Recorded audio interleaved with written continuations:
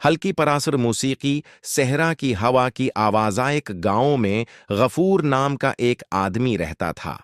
गफूर बहुत मेहनती था, लेकिन उसके दिल में एक कमजोरी थी, लालचा। वो हमेशा कहता, काश मेरे पास इतना पैसा हो कि दुनिया मेरी खदमत करे। एक दिन वो खेतों के बीच से गुजर रहा था कि अचानक उसे एक पुराना कनवा नजर आया।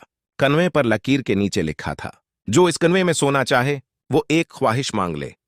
गफूर खुशी से, वाह, ये तो कमाल हो गया, मैं अमीर बनने की ख्वाहिश करता हूं। उसने जोर से कहा, ऐ कनवे, मुझे सोना दे, दौलत दे।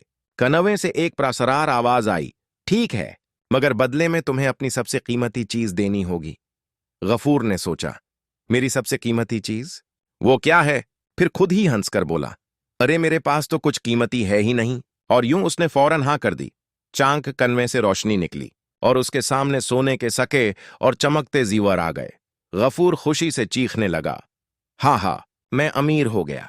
कुछ दिन गुजरे, गफूर ने नया घर बनाया, शान और शौकत बढ़ गई, मगर दिल से खुशी गायब थी।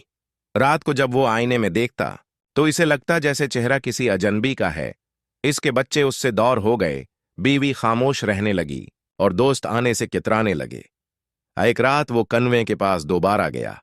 उसने चीख कर कहा, आए कनवे, मैं अपनी दौलत वापस करना चाहता हूं, मेरी खुशी लौटा दो। कनवे से वही आवाज आई, तुमने अपनी सबसे कीमती चीज दी थी, और वो थी तुम्हारा सुकून। गफूर जमीन पर गिर गया। उसने आंसू बहाते हुए कहा, काश मैंने उस दिन सोचा होता कि दौलत से बढ़कर भी कुछ होता है। निरम धीमा म्यूजिक। सुबह का मंजर। चंद दिन बाद लोग देखते हैं कि गफूर अब पहले जैसा नहीं रहा।